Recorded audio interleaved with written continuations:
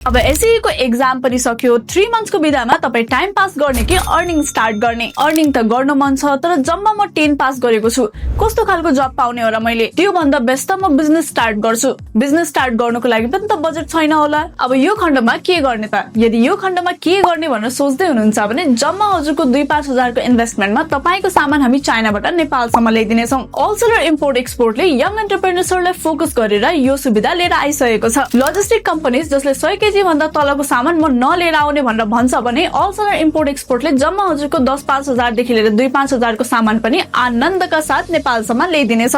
अब आफ्नो सानो बिजनेस स्टार्ट गर्नुहोस्। अहिले मार्केटमा रिबन बुके, एक्सेसरिज र क्रोशे सामानको डिमान्ड हाई छ।